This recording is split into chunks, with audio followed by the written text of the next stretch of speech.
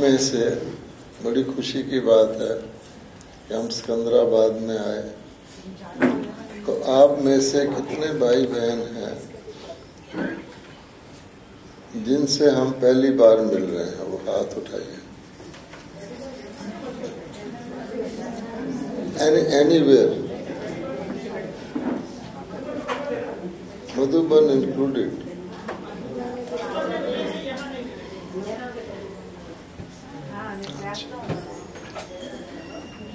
अब आपको क्या उत्तर मिलने वाला है? अब आपको क्या उत्तर मिलने वाला है?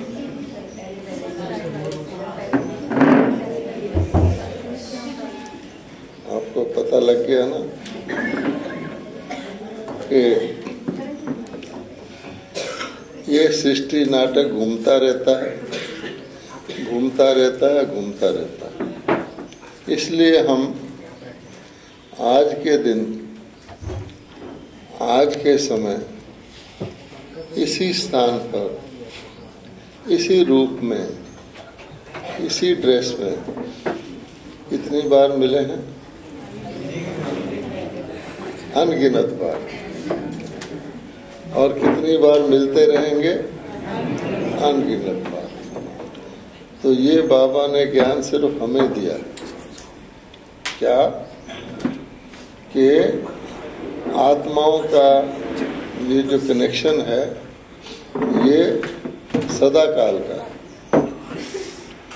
इसलिए हमारा पहला पाठ क्या है कि तुम कौन हो? आत्मा। शरीरों के हिसाब से शरीर चेंज होता रहता है और आत्माओं के हिसाब से हम सब आत्मा बाकी दुनिया की आत्माओं से कुछ फर्क है या नहीं? क्या फर्क है? वो आत्मा को नहीं जानते, ना मानते हैं, मानते हैं तो जानते नहीं हैं। परमात्मा को मानते हैं पर परमात्मा की नहीं मानते, है ना? अच्छा, ये तो बाबा कहता है एक खास बात नोट करने की है। और वो खास बात क्या है कि ये सृष्टि का नाटक अनादि है। इसका एक शो कितने साल में पूरा होता है? इसका एक शो जो है 5000 साल में पूरा होता है, दोबारा फिर रिपीट होना शुरू कर देता है। अच्छा, जो खास बात मैं बताने जा रहा हूं कि है तो अनादि पर ये आगे को चलता है। चक्कर जो है 2016 के बाद क्या आया? 17 आया। एक साल पूरा होगा तो फिर क्या होगा? तो आगे को चलता है। और क्योंकि ये गोल है तो आगे वाला पीछे हो जाता है, पीछे वाला आगे हो जाता है। कोई कहे कि जनवरी पहले होती है या जून पहले होता है, तो आप क्या जवाब देंगे?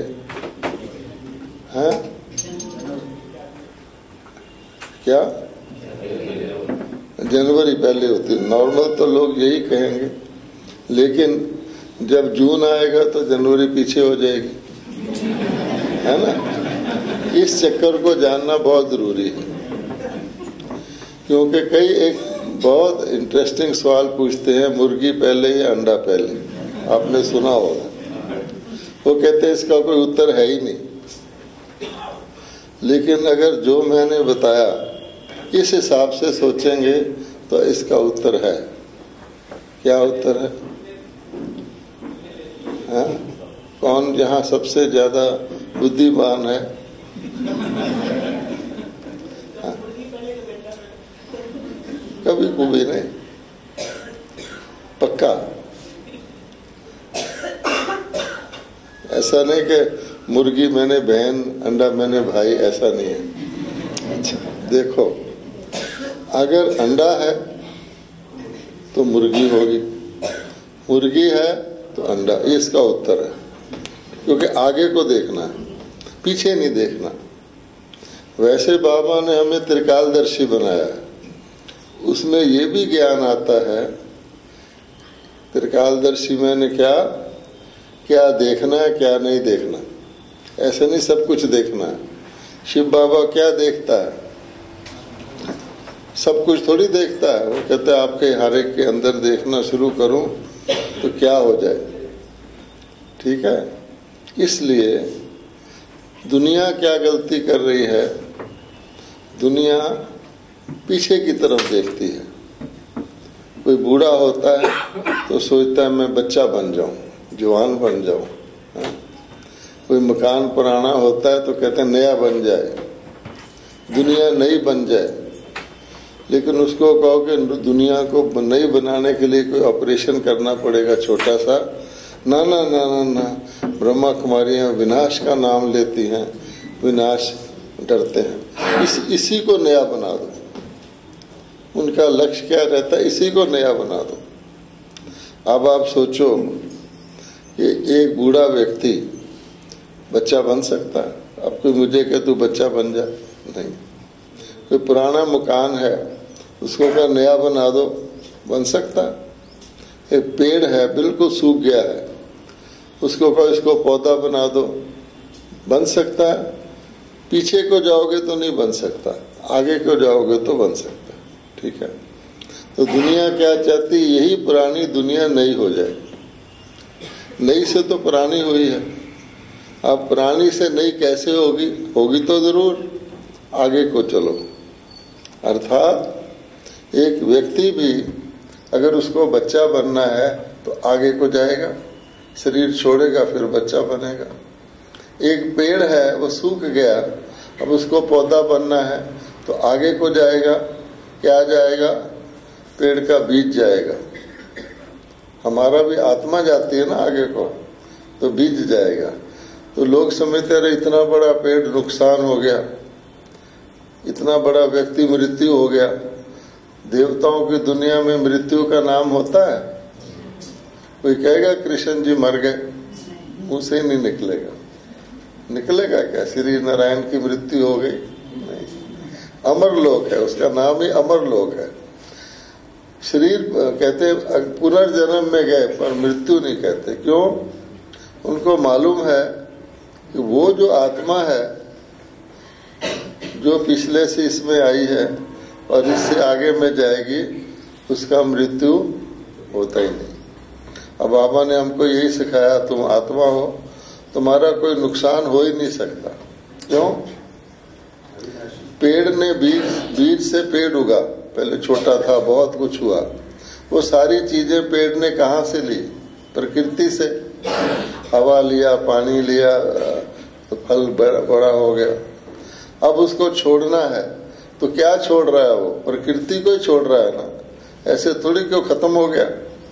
उसका छोटा सा बीज, उसमें सारी ताकत है, फिर पेड़ को पैदा कर देगा। इस ज्ञान को समझने से जो कहते हैं ना भय, सबसे बड़ा भय होता है मरने का, मृत्यु का।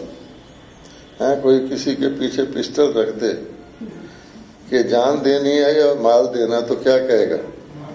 माल ले लो, जान छोड़ दो। इसी प्रकार से बाबा कहता है कि आत्मा के अंदर सब कुछ है। आत्मा के अनुसार ही आपको चाचा, मामा, सास सब मिला हुआ है। तो आत्मा के अंदर, आत्मा तो कहीं नहीं जाएगी, चेंज करोगे तो वहां मिल जाएगा। जैसे किसी शहर का कलेक्टर होता है, अब उस कलेक्टर को मकान, सब ऑफिस, चपरासी सब मिलते हैं। तो 2 साल बाद उसकी बदली हो जाती है, तो उसको फील होता है हाय मेरा मकान गया, हाय मेरा चपरासी। नहीं, उसको मालूम है जहां जाऊंगा फिर वही मिल जाएगा। तो कलेक्टर के कारण से मिलता है ना। इसी प्रकार से बाबा ने हमको सबसे बड़ी तसल्ली ये दी कि तुम्हारा कोई नुकसान नहीं होता, क्योंकि आत्मा के अंदर सब कुछ रहता है। बैंक फेल हो जाएगा पर आत्मा का बैंक फेल नहीं होगा। ठीक है, इस ज्ञान देने के लिए बाबा ने क्या किया?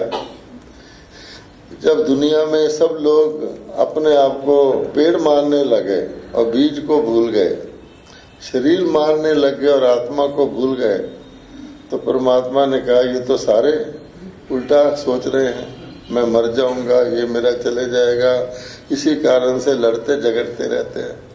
तो उन्होंने आकर क्या किया कि कहा कि मेरे बच्चे का ये हाल है।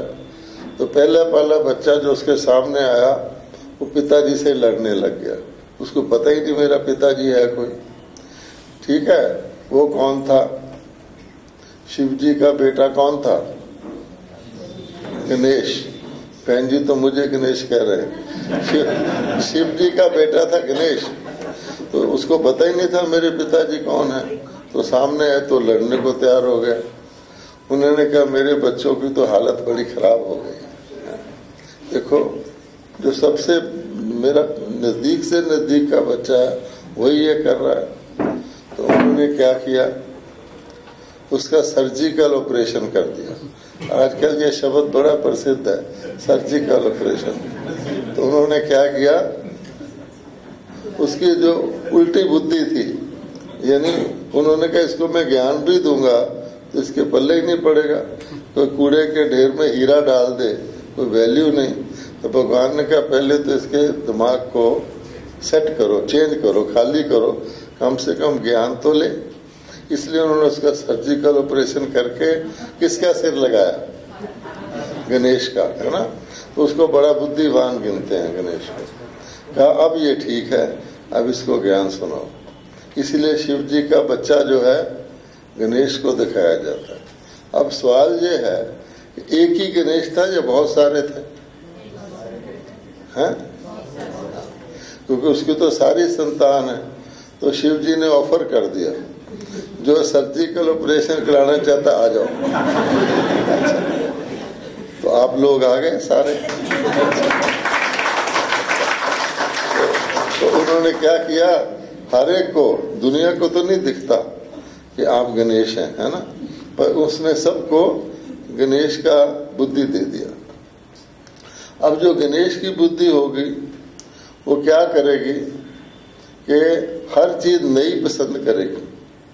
जैसे आप कहते हैं हैप्पी न्यू ईयर, तो हैप्पी न्यू, हर चीज नई होगी, नया मकान बनेगा, हैप्पी। तो इसलिए कहते हैं कहीं भी जाना हो नई चीज में तो कहते हैं आओ इसका श्री गणेश करें। कहते हैं कि नहीं कहते? उसका मतलब क्या हुआ है? और बाहर वो निशानी भी बनाते हैं स्वस्तिका की, उसको भी गणेश कहते हैं। और हर जगह लिखो, कोई नई किताब खोलेंगे, नया मकान, शुभम लाभम, शुभम लाभम, एक शुभ में लाभ है। और उस गणेश की बुद्धि में शुभ ही शुभ जाता है, दूसरा जाता ही नहीं। और बाकियों का क्या हाल होगा फिर? है तो सारे बच्चे, उसको पता ये दुखी हैं, पर ये सर्जिकल ऑपरेशन कराने को तैयार नहीं है। ये तो मेरा सामना कर रहे हैं। अच्छा ठीक है, फिर क्या करेगा? तो कहावत क्या है कि बातों से नहीं अगर कोई मानता तो फिर क्या कहा जाता है? क्या कहा जाता है? जो भूत होते हैं वो बातों से नहीं मानते। भूत की खूबी क्या है? भूत और फरिश्ते में क्या फर्क है कि भूत बिना परमिशन लिए अंदर घुस जाता है, बेल भी नहीं बजाता, मैं आ रहा हूँ। मान लो क्रोध आएगा आपके अंदर, पूछेगा मे आई कम इन सर, सीधा आ जाएगा। और फिर वो पंजाबी किराएदार की तरह एक बार ही किराया देगा बस, उसके बाद निकलेगा ही नहीं, कोर्ट में जाओ। तो इसलिए वो फिर घुस जाता है। तो उसको आपको पता है मिर्च सुंघाते हैं, मारते हैं, पीटते हैं, तब जाके वो निकलता है। लेकिन कोई ऐसे होते हैं जो भगवान कहता है पत्थर बुद्धि बने हुए। तो बाबा ने कई कहानियां आती हैं कि बाबा ने जिसको माया ने हाथ लगाया वो पत्थर बन गया, अहल्या पत्थर बन गया। स्कूल में भी बच्चों को एक खेल खिलाते हैं, विष और अमृत, है ऐसे हाथ लगा दे, विष तो बैठ जाता है ना, फिर कोई अमृत आके उसको टच करे तो उठता है। अच्छा, तो सब पत्थर बुद्धि बन गए। अब पत्थर तो लातों से भी नहीं हिलता, तो फिर पत्थर को बारूद से उड़ाया जाता है ना, डायनामाइट लगाया जाता है। तो बाबा कहता है मैं तो बाप हूं, मैं ऐसा काम नहीं करता। बोलो अपनी बुद्धि से आप ही है, विनाश काले विपरीत बुद्धि तो क्या करते हैं, अपने लिए बारूद तैयार करते हैं। इतना तैयार करते हैं, इतना तैयार करते हैं, किए ही जा रहे हैं और बड़े खुश होते हैं। हमारा अग्नि 4 सफल हो गया, ताली बजाते हैं। पाकिस्तान वाले डरते हैं, वो कहते हैं हमारा गजनी 4 सफल हो गया, ये डरते हैं। अब बताओ जो कुछ भी है ये बचाओ का शस्त्र है या विनाश का शस्त्र है? अगर आपका सफल भी हो गया तो आपका बचाव थोड़ी है, ये तो दूसरे को मारेगा। अच्छा, फिर वो कहते हैं हाँ हाँ हमारा देख के वो लड़ेगा नहीं। फिर वो उसका और बढ़िया हो जाता है तो और बढ़िया करते हैं, सब ताली बजाते हैं, करोड़ों रुपया खर्चते हैं। प्राइम मिनिस्टर कांग्रेचुलेशन देता है, शाबाश बेटा। अच्छा, एक दिन क्या होगा, एक दिन क्या होगा, जो चीज बनी है यूज तो जरूर होगी। एक दिन किसी की बुद्धि में आएगा यूज कर लो, है ना, कहाँ तक बनाते रहेंगे। आपको पता है कि 1/3 एयरफोर्स अमेरिका में आसमान में घूमती रहती है कि देखते रहें, हैं, सैटेलाइट बना रखे हैं, लेकिन सारे शस्त्र विनाश के ही हैं, बचाव का तो है नहीं। तो इसलिए बाबा कहता उनको, फिर मैं उन बच्चों का भी कल्याण करना है तो उनको तकलीफ ना हो। छुरे छारे से तो तकलीफ होती है, गोली मार दो तो भी कुछ जिंदा रह जाता है। ऐसा हो तो जैसे वो लोग करते हैं ना, हैदराबाद में मशहूर है, तंदूर में डाला तंदूरी हो गया है। तो बाबा कहता है सबके लिए तंदूर तैयार है, क्योंकि जो इस तरह काम कर, तुम भी जरा टेस्ट कर लो कि वो जो करते हो अगर तुम्हारे साथ किया जाए तो क्या होगा, इसलिए वो तैयार है। एक सेना होगी गणेश की, एक सेना होगी उनकी।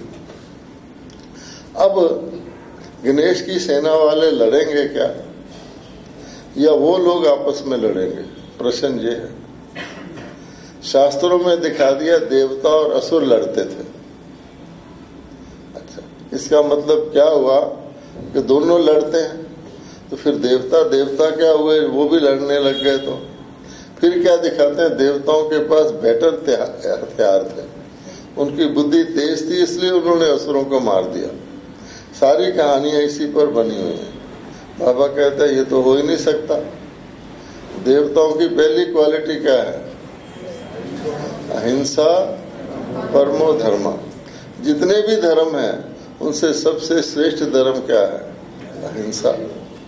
और अहिंसा में इतनी ताकत है कि सचमुच कोई अहिंसा का पालन कर ले तो उसको कोई हिंसक अटैक ही नहीं करेगा। ये सोचते हैं, भारत वाले भी सोचते थे, बहुत साल पहले भारत को पीसफुल देश गिना जाता था, अहिंसा वाला। फिर भारतवासियों ने सोचा, सोमनाथ के मंदिर को आए लूटने, कुछ नहीं कर सके, इसलिए वो लूट के ले गए। तो हमें भी हिंसा रेडी रहना चाहिए उनसे ज्यादा। सिर्फ ये है हम पहल नहीं करेंगे तो ये तो हिंसा ही हो गई ना। इसलिए बाबा कहते हैं उनको हिंसा का भी पता नहीं। कितने तरह की हिंसा होती है आप बताओ? हाँ, 2 तरह की। अच्छा, कौन कौन सी?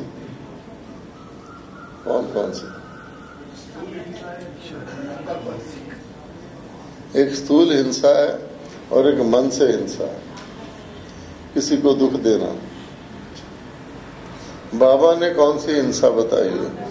कितने प्रकार की हिंसा है? हाँ? काम विकार है और अच्छा बाबा कहता है हिंसा से दुख होता है।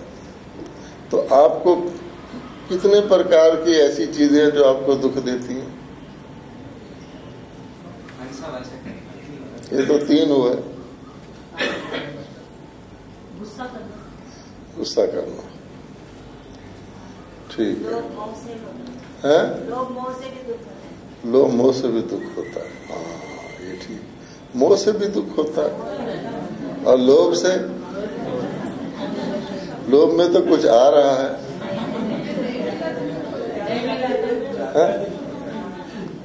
देखो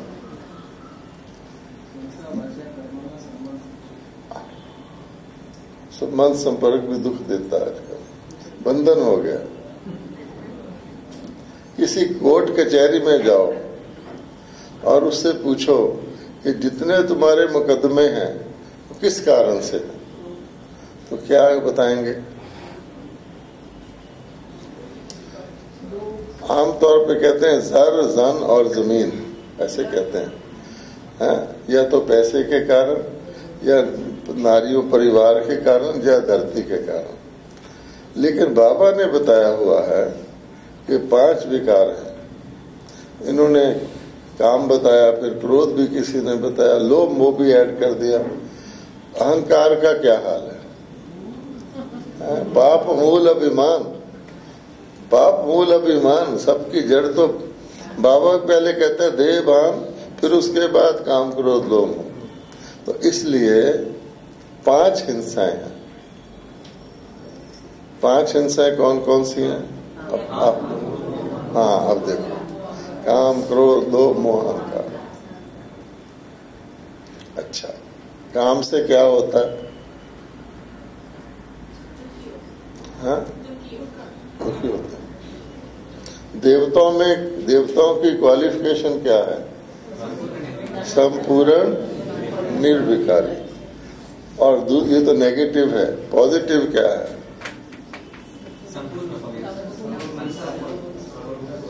सर्वगुण संपन्न, सर्वगुण संपन्न और संपूर्ण निर्विकारी। अगर संपूर्ण निर्विकारी नहीं है तो सर्वगुण संपन्न भी नहीं हो सकते। इसलिए आज जो हमारे देश की हालत है, कहा जाता था जहां नारी का पूजन होता है वहां देवता रहते हैं, और आज क्या है? नारी को इतना डेंजर है आजकल, आप सब जानते हैं। तो वो कहां से पैदा हुआ? काम विकार से, अक्रोध से। आप किसी के घर के आगे गाड़ी खड़ी कर दो, आपको शूट कर देगा। अच्छा है, अच्छा। और लोभ से, जितनी ये गरीबी है, प्रकृति को भी शोषण करके ये हाल कर दिया कि पानी बोतल में आ गया है।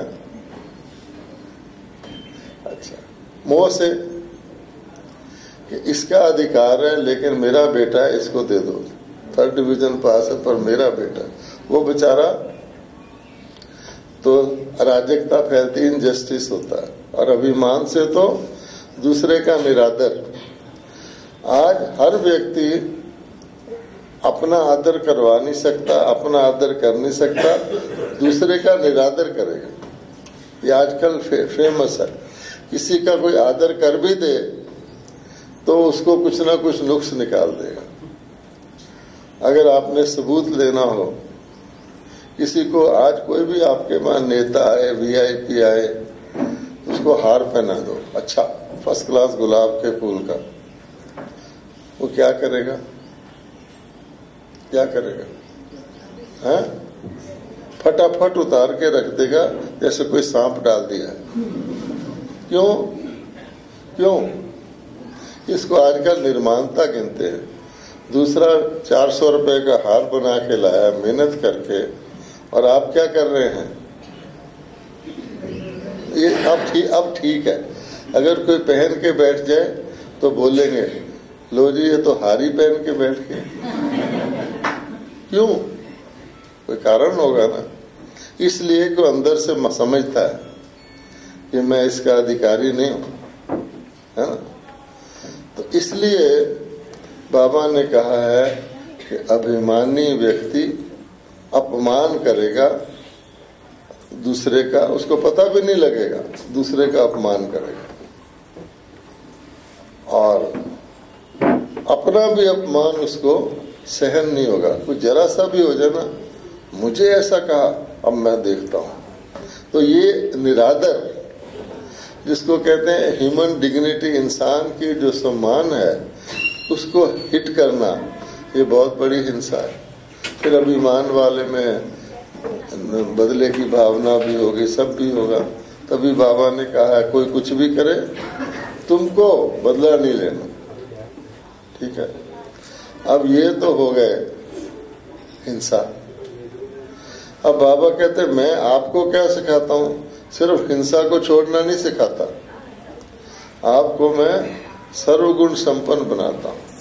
आप देखो बाबा ने हमको क्या दिया है। बाबा कहता है मैं दाता हूँ और तुम मेरे बच्चे क्या हो, हाँ? मास्टर दाता। यानी हमको देना ही देना है, देना ही देना है, देना ही देना है। अब लोग सोचेंगे कि किसी को आप एक एक रुमाल भी दो, सारे हिंदुस्तान के गरीबों को, 60 करोड़ गरीब तो होंगे, अगर आपने 60 करोड़ रुमाल भी देने तो कहाँ से लाओगे। एक बार मैं माउंट आबू में, हमारा ओम शांति भवन बन रहा था, तो कलेक्टर ने वहाँ पर पहाड़ी तोड़नी पड़ती थी तो उसको रोक दिया कि भाई यहाँ पहाड़ी माउंट पे टूटना बंद है। लॉ बन गया। तो मैं वहाँ पर था, मैंने बोला मैं उसके पास जाता हूँ। एक भाई जी को लिया, हम गए। तो कलेक्टर साहब बोले कि, मैंने कहा हमारा आधा काम हो चुका है, अगर नया होता तो अब इसको तो पूरा करना है। तो बोले कि आपकी संस्था गरीबों के लिए क्या करती है। वो समझते ना बहुत बड़ी संस्था है। तो मैंने कहा कि आप गरीबों के लिए क्या करते हैं। तो कहता है, हंसने लगा। तो मैंने कहा ये बताइए आपका नाम कलेक्टर क्यों है, डिस्ट्रीब्यूटर क्यों नहीं है, ये बताओ, है ठीक है कि नहीं। कि आप तो लेते हैं और होना चाहिए कि आपको देना चाहिए। एक पिता भी अपने बच्चे से कभी लेता है, पिता को मालिक कहते हैं, तो मालिक की जो भी मलकियत है बच्चों को देता है। और ये सारी आज की सरकार क्या कर रही है, प्रजा से ले रही है टैक्स लगा के। क्या लक्ष्मी नारायण ने कभी टैक्स लगाया था? नहीं। इसलिए मैंने फिर उसको कहा, मैंने रुमाल निकाला, मैंने कहा ये बताइए रुमाल कितने का है, 5 रुपए का तो होगा। तो हिंदुस्तान में 40 करोड़ गरीब हैं, एक रुमाल रोटी भी नहीं 40 करोड़ को दे तो कितने चाहिए, 200 करोड़ सिर्फ रुमाल देने के लिए। तो ब्रह्मा कुमारी के पास इतने पैसे हैं क्या आप समझते हैं। अच्छा खैर, उसने हमारा सैंक्शन कर दिया, वो तो बाबा का काम हो जाता है। तो कहने का भाव ये है कि बाबा ने हमको वो चीज दी है जो आप जितनी मर्जी बांट दो, जितनी मर्जी बांट दो, कम होने वाली नहीं। दुनिया में भी एक फकीर की कहानी सुनाते हैं सबको ना, हमारे अंदर संस्कार है कहानी सुनने के, कथा कहानी हो बहुत अच्छा, अच्छा बहुत अच्छा गीत बन रहा है। कहानी से पहले तो म्यूजिक बजना चाहिए। तो एक राजा थे, उनके पास बहुत धन था। तो जब वो बुजुर्ग हो गए, वानप्रस्थी, तो उसके एक साधु आता था, राजाओं के गुरु होते थे। उसने कहा महाराज अब आप तो शरीर छोड़ने वाले हैं, मरने के बाद किसी ने आपका दान किया तो क्या वैल्यू है, आप जीते जी अपना एक्स्ट्रा पैसा बांटना शुरू कर दो। राजा के बुद्धि में आ गया, ठीक है। तो उसने डिक्लेयर कर दिया कि कल से लेकर सुबह 10 से 1 बजे तक जितनी प्रजा जो भी आएगा मैं उसको धन बांटूंगा। और उसने पोटलियां बना ली। अच्छा, बड़ी लंबी लाइन लग गई। तो वो जो आए उसको एक पोटली देता था। उस लाइन में एक बैगर फकीर भी खड़ा था दूर। तो जब उसका टर्न आया तो फकीर ने अपना टर्न अगले आदमी को दे दिया और जाके फिर लाइन में लग गया। अच्छा, 2-3 बार किया तो उसकी बहुत मशहूरी हो गई, सारे मीडिया में आ गया कि भाई ये तो फकीर कमाल का है, उसकी टर्न आती है और वो दूसरे को दे देता है। राजा की इतनी नहीं आई मीडिया में, तो राजा को बहुत ईर्ष्या आई कि मैं दान दे रहा हूँ, अब मशहूरी फकीर की हो रही है। तो उसने उसको बुलाया कि भाई जो लेना लो, डबल ले लो, 4 गुना ले लो, तुम छुट्टी करो। उसने कहा हुजूर ऐसा है कि मेरे पास क्या है, मैं लाइन में खड़ा था, मैं देख रहा था जब आप थैली देते हैं आपको खुशी होती है, जवाब देते हैं आपको खुशी होती है, तो मैंने सोचा कि देने में खुशी है। अच्छा, जब मेरी टर्न आई, मेरे पास तो कुछ था नहीं, मैंने कहा अपना टर्न ही दे दो, तो मुझे भी खुशी हो गई। इसलिए कहता हर बार जब मैं, इसीलिए फिर लाइन में लग जाता हूँ, जब मैं अपना टर्न देता हूँ मुझे खुशी हो जाती है। अच्छा, तो इसका मतलब क्या हुआ कि देने में खुशी और लेने में बोझ है। आप में से कोई भी अपने किसी मित्र के घर जाओ तो वो क्या करेगा, आओ जी बैठो, चाय पियो, चॉकलेट खाओ, जो भी है, पिस्ता खाओ, तो आप क्या करेंगे, नहीं नहीं नहीं नहीं मैं चाय पी के आऊं, जरा और पी लो। अच्छा, कहेंगे पिस्ता खाओ, तो एक पिस्ता ऐसे पकड़ेंगे जैसे बिच्छू है और उसको अंदर डालेंगे तो यहाँ अड़ेगा। घर में क्या करते हो अलग बात है। तो फिर दूसरा कहेंगे खाओ, नहीं नहीं नहीं नहीं, नहीं। क्यों? अच्छा, अब वो आपके घर आ जाए अगले दिन तो आप कहेंगे लो, वो कहेगा नहीं। कारण क्या है? कारण यही है कि देने में खुशी है और लेने में बोझ फील होता है कि भाई क्यों ले। अच्छा, आपने किसी को 100 रुपया देना है सिर्फ, वो तो नए नोट में ही होगा 100 रुपया। अच्छा, अब आपने देना है तो आपका हाथ कैसे होगा? मान लो आप किसी को 100 रुपया दे रहे हैं, तो जरा अपना हाथ करके दिखाओ कैसे देंगे, ऐसे देंगे ना। और 1000 लेना है तो हाथ कहाँ गया, पीछे हो गया। तो इसलिए बाबा हमेशा कहता है मांगने से मरना भला, कि स्वमान ही बादशाही है, स्वमान ही श्रेष्ठता है। और दूसरा है जिसको कहते हैं अधीनता।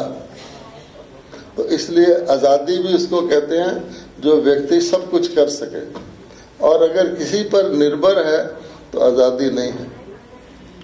तो बाबा ने हमको क्या सिखाया, सबसे पहले आपका मन आजाद होना चाहिए, है ना। कहा जाता है मन के हारे हार और मन के जीते जीत। तो मन का जीतने का क्या मतलब हुआ, आपका मन आजाद होना चाहिए। आप सब समझते हैं हमारा मन तो आजाद है, क्या है? आप टेस्ट करके देखो। आपको बाबा ने कहा हुआ, लास्ट मुरली में भी कहा है, कंट्रोल ऑफ माइंड। बाबा कहता है अपने मन को जहां ले जाना चाहो वहां ले जा सकते हो। अच्छा, चलो कहीं ले जाएंगे, वैसे तो नहीं ले जा पाते। सुबह अमृत वेले बैठते हैं, मन मना भव, तो मन को कहाँ ले जाना है, और थोड़ी देर बाद कहाँ चले जाता है आपको पता ही है। यहाँ बैठे बैठे भी शरीर तो बैठे हैं, मन का क्या पता, आगे का प्लान बना रहे हो, आज क्या सब्जी बनानी है घर जाके। अच्छा ना। अच्छा, और जो जिसका मन परे होता है उसको एक आर्ट भी आता है। वो आर्ट क्या होता है, ऐसे करते रहो ताकि बोलने वाला समझे कि सबसे ज्यादा यही सुन रहा है, क्योंकि वो ऑफ है। अच्छा, इसलिए ये जो मन है, अभिमन्यु उसको कहा गया जो अंदर जाना तो जानता था चक्रव्यूह के, बाहर आना तो जो अभिमानी व्यक्ति होता है मन मत वालों फंसता है। तो बाबा ने साफ साफ कहा है कि अपने मन को जहाँ ले जाना चाहो वहाँ ले जा सको, और जितना समय उसको वहाँ रखना चाहो उतना रख सको, और जब वापस लाना चाहो तो ला सको। इसको कहते हैं क्या? मन जीत। अगर हम ये कर लेंगे तो फिर हम ऑटोमेटिकली सर्वगुण संपन्न बन सकते हैं। लेकिन अगर ले जाना हो बृहस्पति ग्रह पर, चला जाए शनि ग्रह पर, किसी का रॉकेट जला, तो फिर क्या होगा? या रास्ते में ही जैसे बच्चे वो हवाई चलाते हैं, कहीं तो आपके ड्रेस में घुसने की कोशिश करते हैं, तो गड़बड़ होगी ना। इसलिए अगर ऐसा करेंगे तो बाबा कहता है मैं आपको वो शक्ति दूंगा कि आप जितना भी दान करते जाओ, कर सकते हो कर। वो तो फकीर था, हम तो भगवान के बच्चे हैं। अब बताओ कि आप कोई सेरेमनी होती है तो क्या करते हो? दीपक जलाते हो? क्यों? दिन चढ़ा हुआ है, गवर्नमेंट की बिजली भी आ रही है, सूर्य देवता, फिर बत्ती क्यों जलाते हो? हाँ, सूरज को तो चिराग दिखाना ठीक नहीं। कि ये लाइट जो होती है ये एक प्रकार की रोशनी का, ज्ञान का, प्रकाश का सिंबल है। अब हम सबको बाबा ने क्या किया? कितना ज्ञान दिया, रोज रोज थोड़ा थोड़ा करके कितना दिया। आपके अंदर कितना ज्ञान है? तीनों लोकों का है, तीनों लोकों का है। अच्छा, अगर ये ज्ञान आप किसी दूसरे को दोगे तो आपका घट जाएगा? नहीं घटेगा ना। एक मोमबत्ती से दूसरी जलाओगे, आपकी तो जलती रहेगी। अगर सारी जल जाए तो दिवाली। इसलिए हमारा जो पहली प्राप्ति है ज्ञान, जितना मर्जी दान करो आपका कम होने वाला नहीं है, दुनिया में बढ़ेगा, आपको आशीर्वाद मिलेगा। ठीक है। अच्छा, दूसरा विषय हमारा क्या है? योग। अच्छा, योग से हम बाबा से शक्ति लेते हैं। ये एक वंडरफुल चीज है योग। दुनिया वाले तो कुछ और करते हैं। अच्छा, अगर आप किसी दूसरे को भी योग लगाना सिखा दो तो क्या होगा?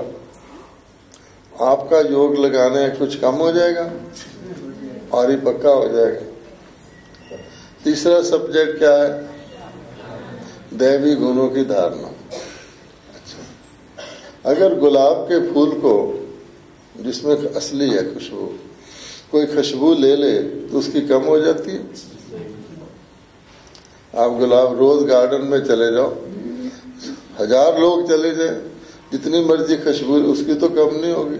तो दैवी गुण क्या है? अगर आप प्रेम का गुण आपके अंदर है, दूसरे भी कहते हैं संदल के वृक्ष के साथ दूसरे में भी सुगंधी आ जाती है, तो आप जितने जो दैवी गुण है दूसरा ले जाएगा, आपका तो नहीं घटेगा। और सेवा, जिसको लोग से आजकल के तो नकली सेवा कहते हैं, हम जनता की सेवा करते हैं, लेकिन बाबा कहता है सेवा तो हमारे सेवा किए बगैर कोई रह ही नहीं सकता। दुनिया की हर चीज सेवा करती है। अब ये बल्ब क्या कर रहा है? बल्ब अपने को रोशनी दे रहा है या हमें? तो सेवा कर रहा है ना। आपकी कुर्सी क्या कर रही है? लोग कुर्सियां क्यों बनाते हैं? एक गोदाम में कुर्सियां पड़ी, उसकी कोई वैल्यू नहीं है, पर कोई उस पर बैठेगा। तो कुर्सी अपने लिए बनी है या सेवा करने के लिए? हर चीज देख लो, सूर्य है, रोशनी गर्मी देता है, खुद को देता है या दूसरों को देता है? ऐसी कोई चीज दुनिया में है ही नहीं जो अपने लिए बनी। पेड़ अपना फल नहीं खाते, नदी अपना दूसरों के लिए है। तो सेवा तो अंडरस्टूड है। इसलिए हमारे देवता जो जिनका नाम देवता था, ऐसे नहीं वहां कोई लेने वाला था। देवताओं की दुनिया में तो कोई लेने वाला होता ही नहीं, लेकिन नेचुरल संस्कार है कि देना है और लेना है। यूं भी कहते हैं रिस्पेक्ट दो रिस्पेक्ट पाओ, प्रेम दो प्रेम पाओ। तो अगर कोई दूसरे को दुख देने लग जाए तो उसको क्या मिलेगा? शिवानी बहन कहती है अगर सफेद बॉल फेंको तो वापस सफेद आएगा, काला फेंको तो फिर, और कई बार तो ईंट का जो पत्थर से आ जाता, कहता थोड़ा और ऐड कर देते। इसलिए बाबा ने हमको बिजनेस ही ऐसा कराया है इसमें लाभ ही लाभ है, लाभ ही लाभ है, लोभ नहीं है, लाभ है। ओम शांति।